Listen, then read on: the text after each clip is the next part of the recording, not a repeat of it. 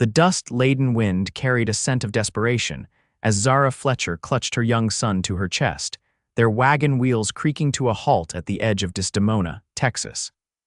It was 1876, and the war that had torn the nation apart still left scars on the landscape and its people.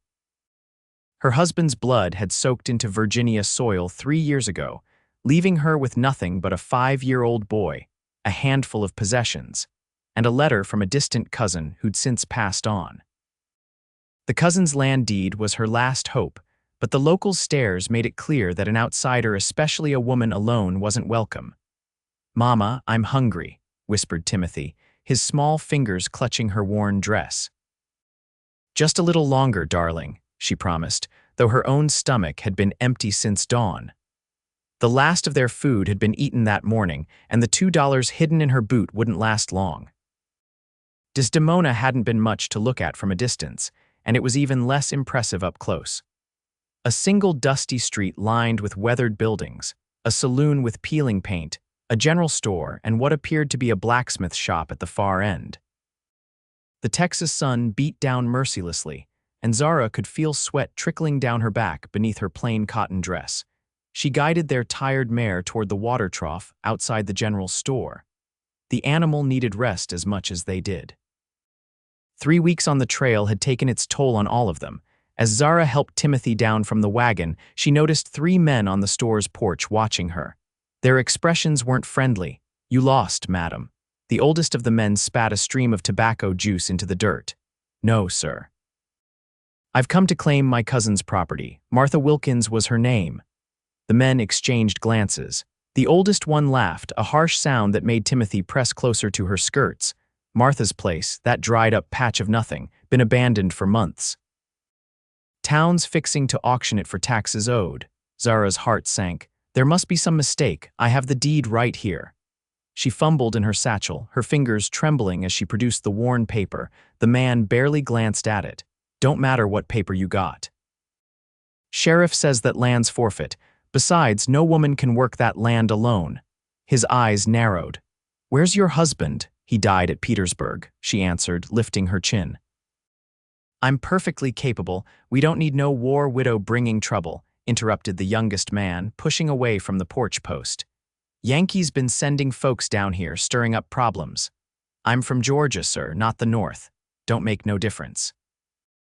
We take care of our own here in Desdemona. We're not looking for strangers."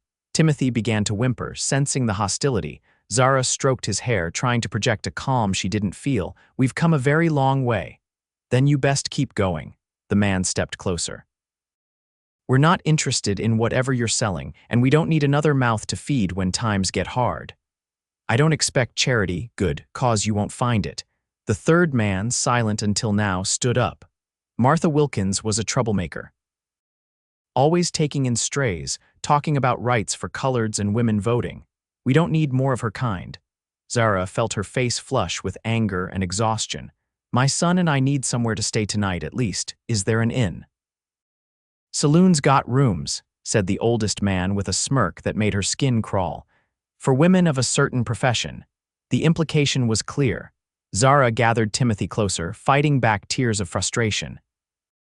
She'd come so far, sold everything to make this journey, and now found herself unwelcome and without options. A new voice cut through the tension. "That's enough, Peterson." Zara turned to see a tall man leading a chestnut stallion down the street. His face was partially shadowed by a wide-brimmed hat, but she could see he was younger than the men on the porch, perhaps 30, with a strong jawline covered in several days' stubble. Unlike the others, he wore a gun belt with practiced ease. "This ain't your concern, Brock," the man called Peterson growled.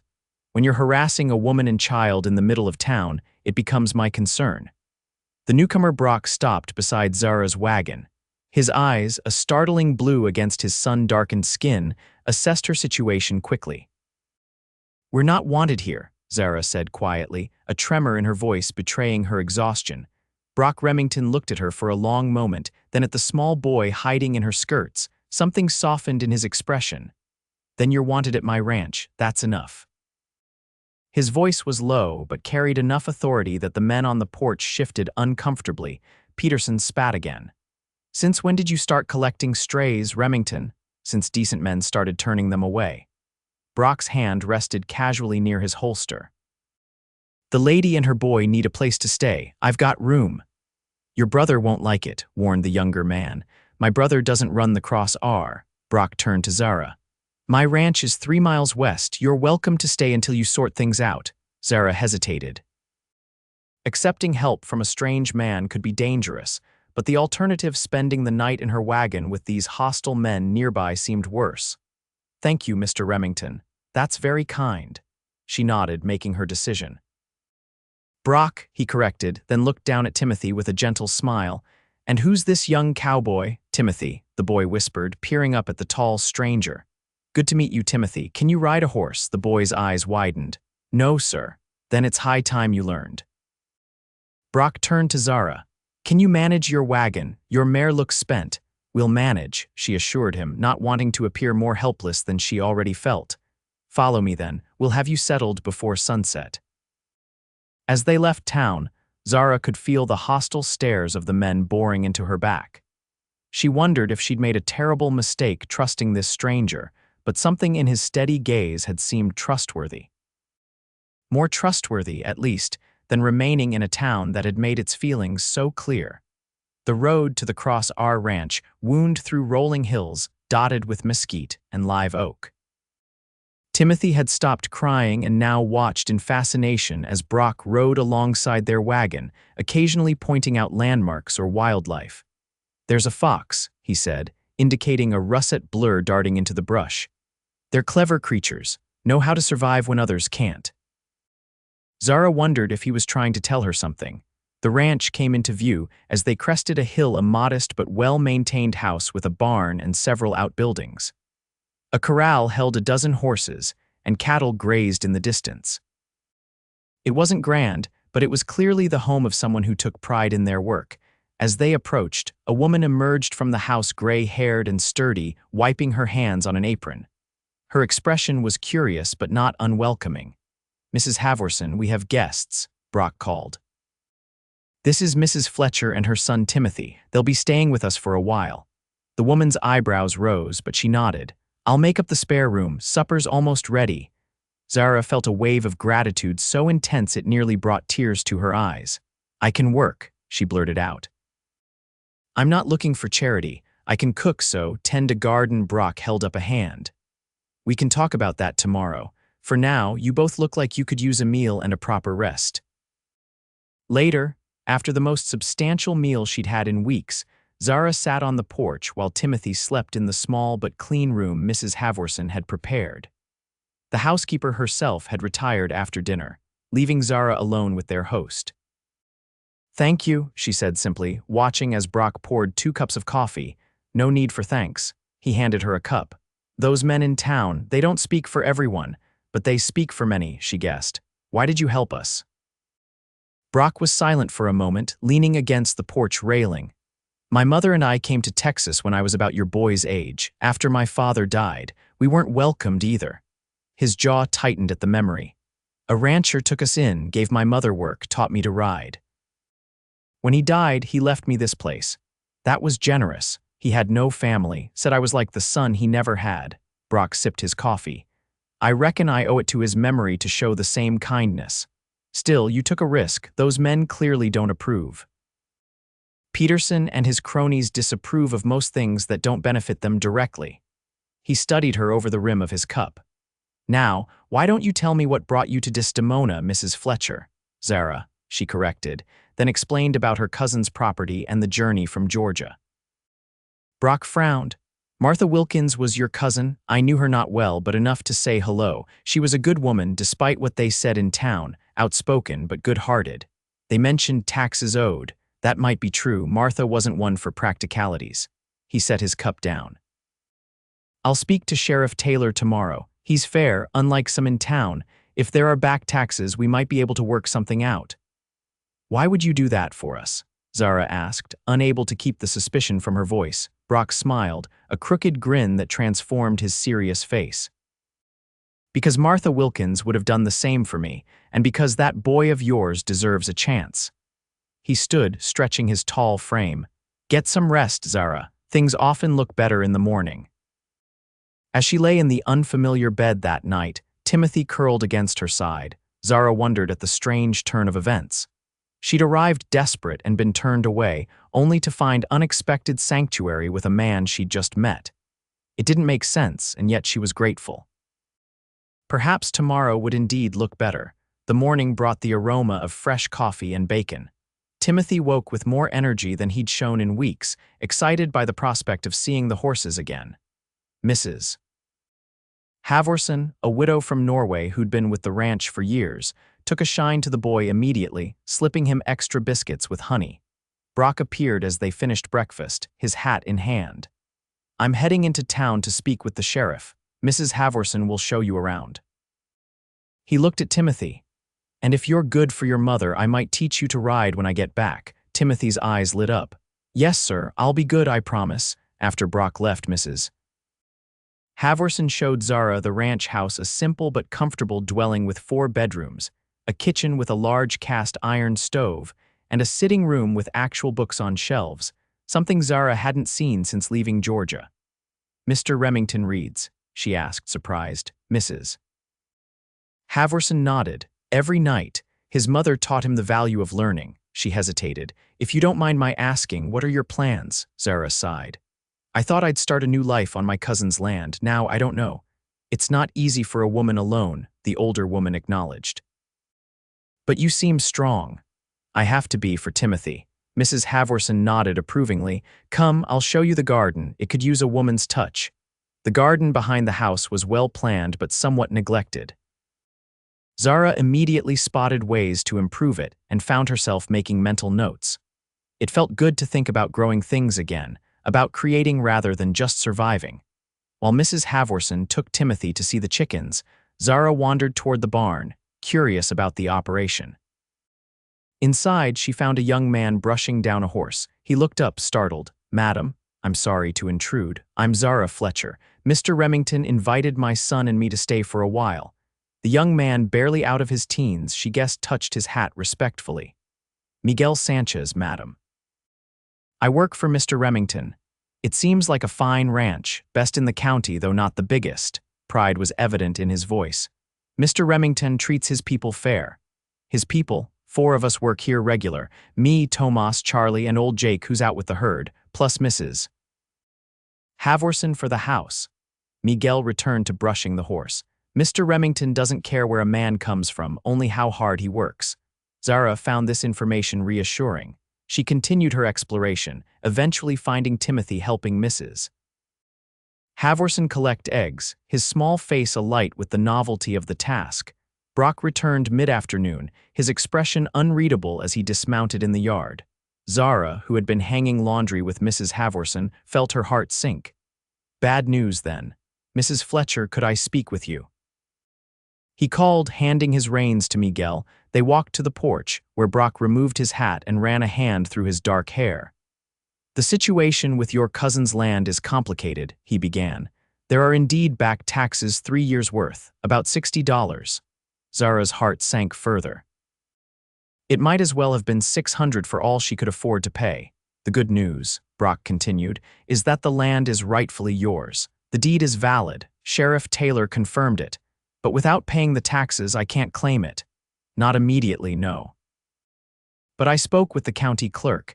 You have 30 days to settle the debt before they can legally auction the property." 30 days, Zara's mind raced. "I need to find work then. Which brings me to my proposition." Brock sat on the porch steps, motioning for her to join him. "Mrs. Halvorsen has been wanting to visit her daughter in San Antonio. She's been putting it off because she doesn't trust me or the boys not to burn the place down in her absence." His eyes crinkled with humor. "If you're willing to take over her duties for a while, I can pay you a fair wage. Enough to cover those taxes before the deadline." Zara stared at him. "You do that for me. You barely know me." "I know enough. I've seen how you are with your boy, how you've already been helping around here without being asked. Mrs. Halvorsen says you know your way around a kitchen and garden." He shrugged. "It's not charity, it's a job offer." It seemed too good to be true. And what about after the 30 days? If I manage to pay the taxes, your land is about 4 miles from here. Not the best soil, but there's a decent cabin and a small barn. You could make something of it with help. His gaze was steady. And I could use a neighbor who isn't Peterson or his kind. Zara thought about it. The offer made sense and she desperately needed the work. I accept, Mr. Remington. Brock, he corrected again, standing and extending his hand. She took it, noting the strength in his grip and the calluses that spoke of honest labor. Brock, he smiled, and for the first time since arriving in Texas, Zara felt a flicker of hope. The next few weeks fell into a rhythm. Mrs. Halvorson departed for San Antonio, leaving Zara in charge of the house. She cooked for Brock and his men, mended clothes, tended the garden, and discovered she had a talent for organizing that the bachelor household sorely needed. Timothy thrived in the open spaces, following Miguel around like a shadow and taking his first riding lessons on an ancient, gentle mare named Butter.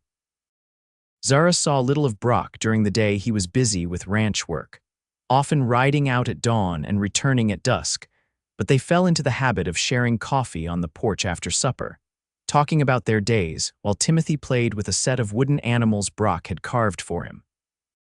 During these conversations, Zara learned that Brock had fought for the Confederacy, though he spoke little of the war. He'd returned to find his mother had died of influenza, and his older brother, Grant, had claimed half the ranch through a legal maneuver Brock still resented. Grant believes in progress, Brock explained one evening. Railroads, telegraph lines, Eastern investors. He's not wrong about the future, but his methods. He trailed off, shaking his head. He doesn't care who gets hurt along the way. Is that why those men in town mentioned him? They said he wouldn't like you helping us. Brock's jaw tightened. Grant has influence in Desdemona. He's invested in the bank, owns part of the saloon. Peterson and his friends do business with him. And they think I'll interfere with that somehow. They think anyone new might upset their arrangements. He sighed. The war changed things, Zara. Some men came back harder, greedier, determined to take what they could while they could. And you, how did it change you? He was quiet for so long she thought he might not answer. It made me value peace, he finally said, and home, and simple truths. His gaze met hers, like the fact that a woman and child deserved help, regardless of who objected. Something warm unfurled in Zara's chest at his words, a feeling she'd thought long buried with her husband. She looked away quickly, focusing on Timothy playing in the yard. He's a good boy, Brock observed. You've done well with him. His father would be proud. Zara smiled sadly. James loved him so much. He only knew him for 2 years, but he was such a devoted father. You miss him still. It wasn't a question, but she answered anyway. Every day, but it's getting easier to remember the joy instead of just the loss. Brock nodded, understanding in his eyes. They sat in comfortable silence as the sun set, painting the Texas sky in shades of orange and purple. 3 weeks into her stay, Zara had earned almost $40. Brock paid her fairly, as promised, and she'd managed to save most of it. The tax deadline loomed, but she was beginning to believe she might actually succeed in keeping her cousin's property. Then Grant Remington arrived at the ranch. Zara was kneading bread dough when she heard horses approaching. Looking out the window, she saw Brock walking toward a man dismounting from a sleek black gelding. The family resemblance was clear, the same height and build, but where Brock's face was open and weathered by the sun, his brother's was sharper, his clothes finer, his manner more commanding. Through the open window, she could hear their conversation. "You're harboring that woman Peterson told me about," Grant said without preamble. "Mrs. Fletcher is working here," Brock replied evenly. "And her son. Do you have any idea what you're doing? That land of Martha Wilkins borders the section we need for the new railroad spur." Brock crossed his arms, and I've already promised Whitaker from the railroad company that we'd secure it. The town council agreed to the auction. The town council doesn't own the land. Mrs. Fletcher does, legally. Grant made a dismissive gesture. A technicality. No one expects her to come up with the tax money. She will, Brock said firmly. Grant studied his brother for a long moment, then lowered his voice. Zara couldn't make out his words, but Brock's response was clear. "That's not happening, Grant. Not everything is for sale." The older Remington's face hardened. "You're making a mistake. Wouldn't be the first time you thought so. Grant remounted his horse with fluid grace. This isn't over.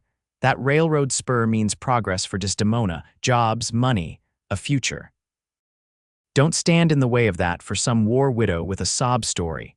After he left, Brock stood motionless in the yard for several minutes. When he finally turned toward the house, his expression was troubled. Zara stepped away from the window, not wanting to be caught eavesdropping, but when Brock entered the kitchen, he seemed to know she'd heard. "My brother," he said unnecessarily. "He doesn't approve of me being here. Grant doesn't approve of anything that interferes with his plans." Brock leaned against the doorframe.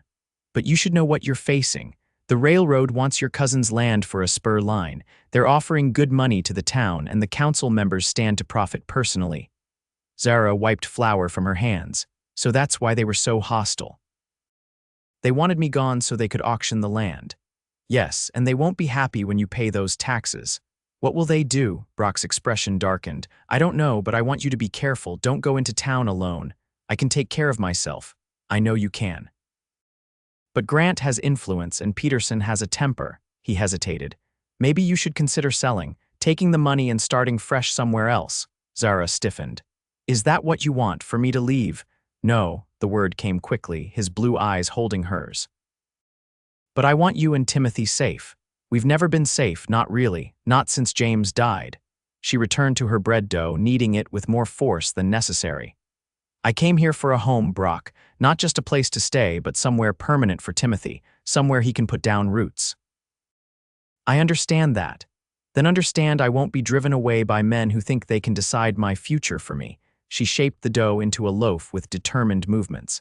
"I appreciate your concern, but I won't sell." A slow smile spread across Brock's face. "I was hoping you'd say that." 3 days later, Zara had the full $60 for the taxes. Brock insisted on accompanying her to town to pay them, a decision she was grateful for when they encountered Peterson and 2 other men outside the sheriff's office. "Well, look who's back," Peterson sneered. "Thought you might have moved on by now." "I've come to pay the taxes on my property," Zara said calmly, though her heart was racing. The men exchanged glances. "Sheriff's not in today," one of them said. "You'll have to come back." "The taxes are due tomorrow," Zara pointed out. "That's unfortunate," Peterson said with false sympathy. "Maybe next time you'll plan better." Brock stepped forward.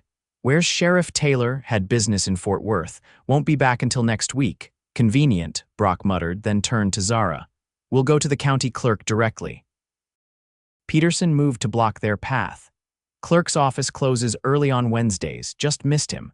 Zara felt a surge of frustration. They were deliberately obstructing her, and there seemed to be nothing she could do about it. Brock's hand moved to rest near his holster. "Step aside, Peterson."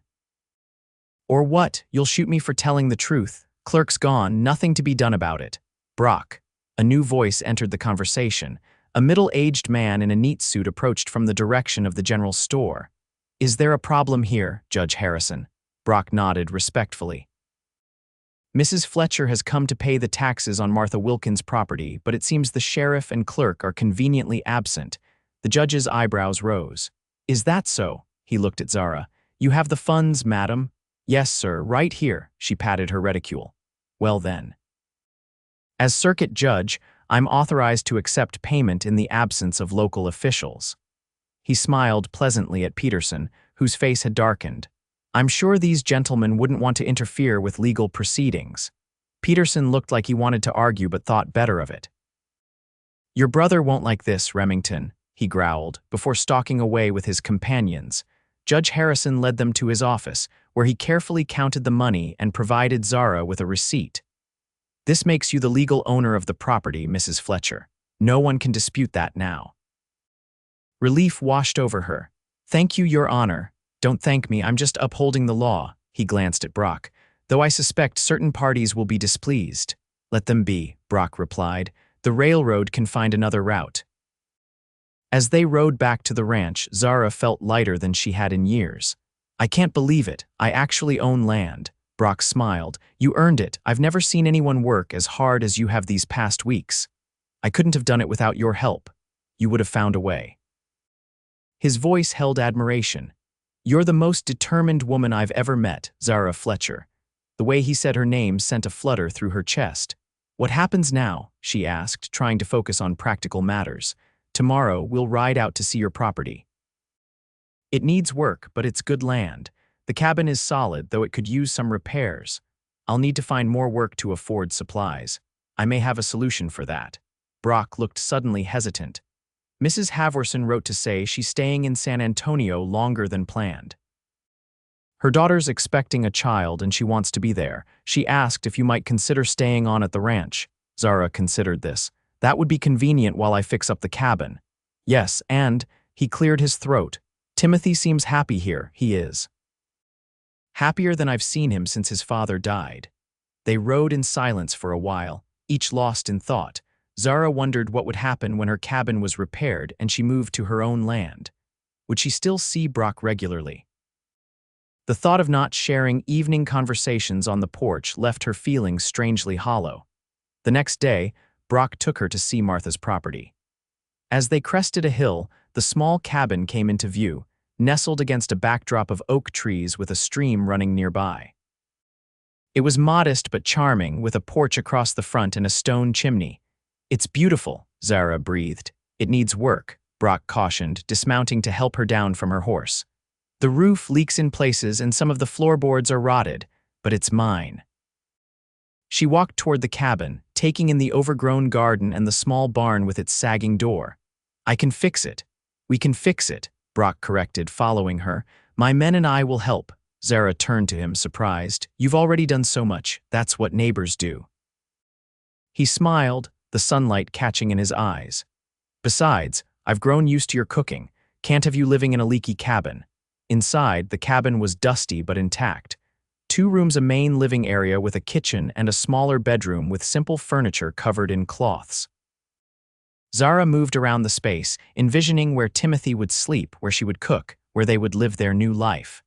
Martha was a gardener, Brock said, pointing out the window to the overgrown beds. She grew herbs and vegetables, sold them in town before she became unwelcome, he nodded. She had opinions that some found uncomfortable, about equality, rights for all people regardless of color or gender. His expression softened. "She would be pleased to know you have her land now." Zara felt a connection to this woman she'd never met, this distant cousin who'd unwittingly provided her with a chance at a new beginning. "I'll make her proud. I believe you will." Over the next 2 weeks, Brock was true to his word. He and his ranch hands spent their spare time helping Zara repair the cabin. Miguel fixed the roof, while Tomas and Charlie replaced rotted floorboards. Brock himself built new shelves and a table, his skilled hands crafting sturdy furniture from oak planks. Zara continued her work at the ranch house but spent every available moment at the cabin, clearing the garden, washing windows, making curtains from fabric purchased with her savings. Timothy helped too, carrying small tools and learning to plant seeds under her guidance. During these days of shared labor, something shifted between Zara and Brock. Their conversations deepened, their glances lingered. She found herself watching him when he worked, admiring the strength in his shoulders and the gentleness he showed her son. He seemed to seek her company more deliberately, finding reasons to consult her about repairs or bring her cool water when she worked in the garden. One evening, as they sat on the cabin's newly repaired porch watching Timothy chase fireflies, Brock turned to her with an uncharacteristically serious expression. "Zara, there's something I need to tell you," her heart quickened. "What is it?" "Grant came to see me again yesterday. He's not giving up on that railroad spur," not what she'd expected him to say. "What does that mean for me?" "It means he'll try other tactics. He's talking about challenging the property lines, claiming part of your land belongs to the town commons." Zara's hands clenched in her lap. "Can he do that?" "He can try. Judge Harrison wouldn't allow it, but Grant has friends in the territorial courts." Brock hesitated. "There's something else. Peterson's been asking questions about you in town, about your husband, your past." "Why would he do that?" "To find something they can use against you, some reason to declare you unsuitable for property ownership." Fear and anger warred within her. "They can't just take my land because I'm a woman." "No, but they can make living here difficult." Brock's face was grim. "I'm worried about you and Timothy being out here alone. We'll manage. I know you will." But you shouldn't have to fight these battles alone. He took a deep breath.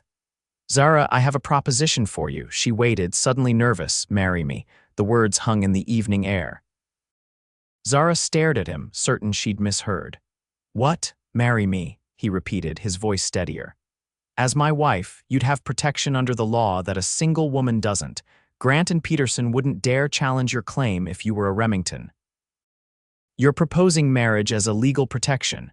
She couldn't keep the hurt from her voice. Brock's expression softened. No, I'm proposing marriage because I've fallen in love with you, her breath caught. Brock. I didn't expect it, he continued. After the war, I thought I'd never feel anything but duty and obligation. Then you arrived with your courage and determination. With Timothy. He smiled ruefully.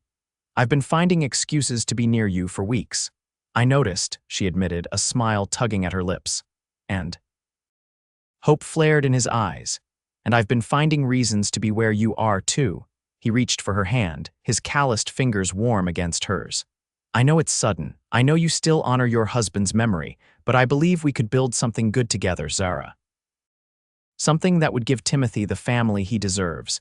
Tears pricked at her eyes. You're sure? This isn't just about protecting me from your brother. I've never been more certain of anything. He brought her hand to his lips. I love you, both of you. Say you'll be my wife. Timothy ran up then, hands cupped around a captured firefly. Look, Mama, look, Mr. Brock. Brock lifted the boy onto the porch. That's quite a catch, Cowboy, almost as special as your mama. Zara looked at them together, this man who had opened his home and heart to them, and her son who gazed at him with adoration. The answer was clear in her heart. Yes, she said softly. Yes, I'll marry you. Brock's face lit up with joy. He leaned forward to kiss her, a gentle touch of his lips that held the promise of deeper passion. Timothy giggled and released his firefly, which danced away into the gathering dusk. They were married 2 weeks later in Judge Harrison's parlor with Mrs. Havorson returned from San Antonio, and the ranch hands as witnesses. Timothy stood proudly beside them, wearing a new shirt Brock had ordered specially from the general store.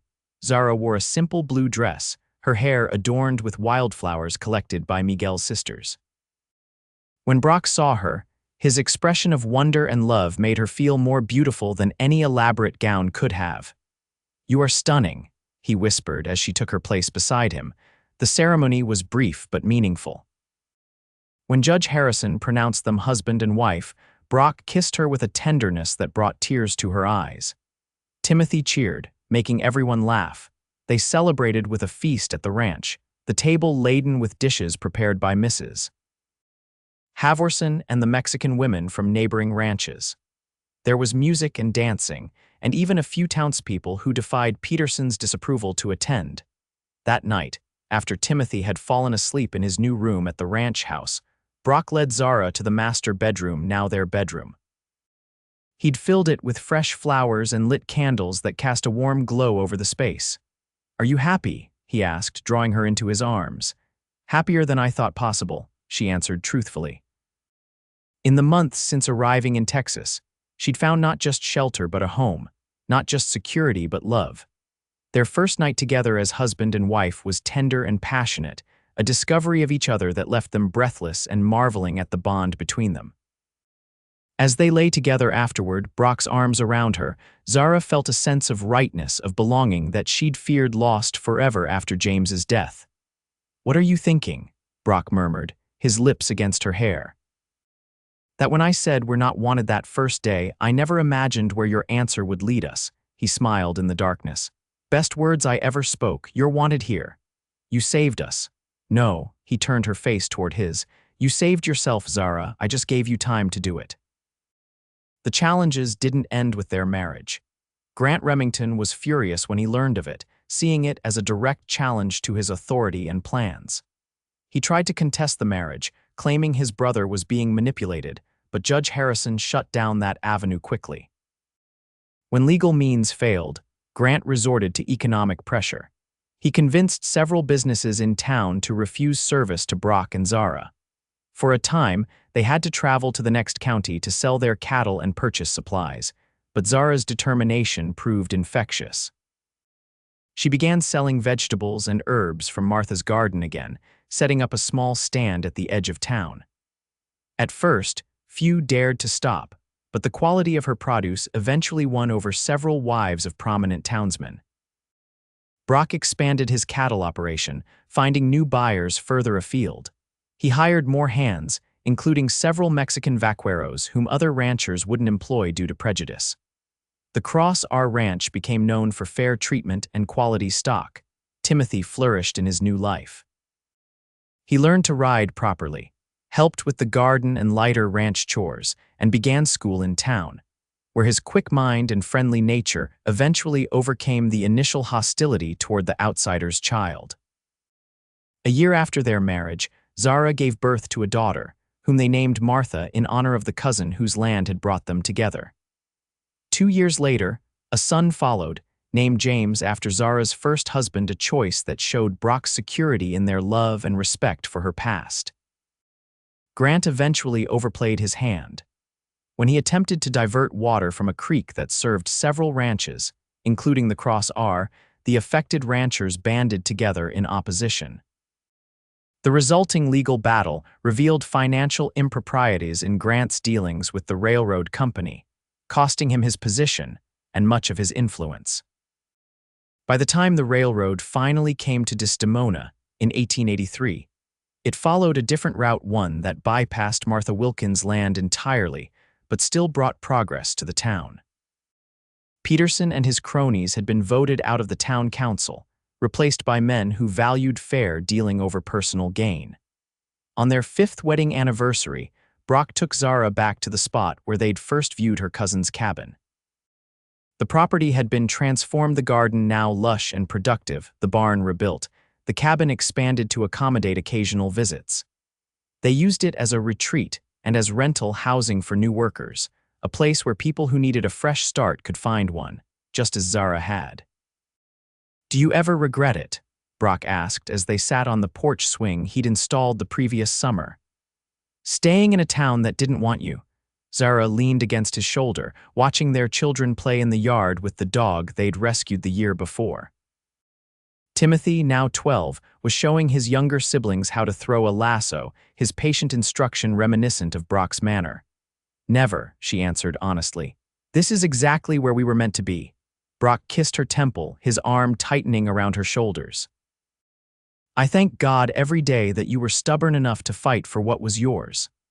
And grateful enough to recognize what was being offered," she added, turning her face up for a proper kiss. As the Texas sun began its descent, painting the landscape in gold, Zara reflected on the journey that had brought her here. She'd arrived desperate and alone, a woman and child unwanted by a town set in its ways. She'd found not just acceptance but love, not just a place to stay but a true home. The words that had changed everything still echoed in her heart. "Then you're wanted here, that's enough."